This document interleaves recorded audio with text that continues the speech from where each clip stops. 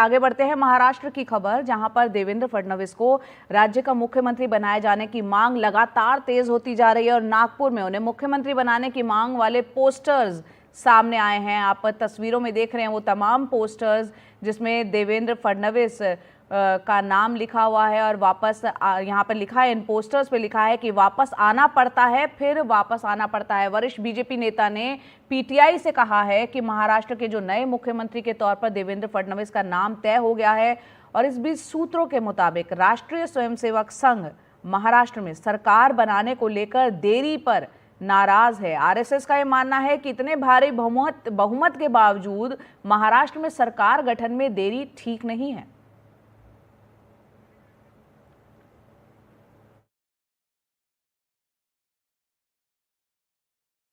सरकार जो है ये जनता की आवाज वाली सरकार है। जनता को जैसे सरकार चाहिए वैसे सरकार मिलेगा। मैंने बुधवार के दिन पूरी तरह मेरी भूमिका स्पष्ट की हुई है। आदरणीय प्रधानमंत्री जी, आदरणीय गृह मंत्री अमित भाई और भारतीय जनता मंत्रालय को लेकर के कोई मांग है क्या आप लोग?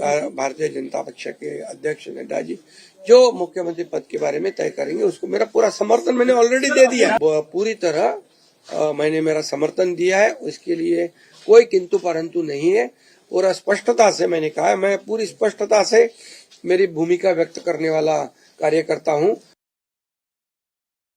एकनाथ शिंदे को यहां पर आपने सुना और वहीं नागपुर में फडणवीस को मुख्यमंत्री बनाए जाने की मांग से जुड़ी कई होर्डिंग्स लगाए गए हैं और इन होर्डिंग्स पर लिखा गया है कि वापस आना पड़ता है, फिर वापस आना पड़ता है। देखते हैं इन होर्डिंग्स में क्या संदेश देने की कोशिश है, बता रहे हैं हमारे सहयोगी संजय तिवारी।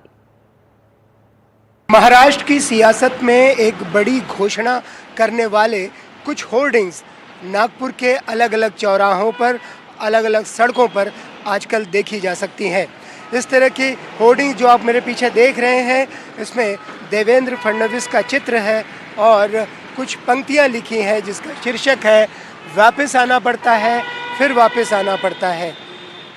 इसे संदर्भ है देवेंद्र फडणवीस द्वारा महाराष्ट्र के सभागृह में, विधान भवन के अंदर जो एक कविता कुछ सालों पहले कही गई थी कि मैं वापस आऊँगा, मैं पुनः येन, उसका संदर्भ लेते हुए अब ये होर्डिंग्स अलग अलग जगहों पर देखी जा सकती हैं और इसके पीछे का एक संदर्भ भी काफ़ी साफ है।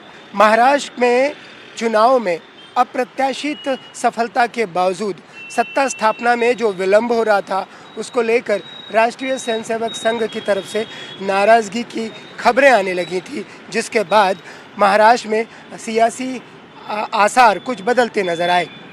रविवार दोपहर बाद महाराष्ट्र के नाराज चल रहे कार्यवाहक मुख्यमंत्री एकनाथ शिंदे अपने गृहनगर से मुंबई लौट आए, जहां पर नए मंत्रिमंडल की स्थापना को लेकर बैठकों के आसार बन गए और रविवार रात तक इस तरह के होर्डिंग नागपुर में ठीक अलग अलग जगहों पर देखे जाने लगे।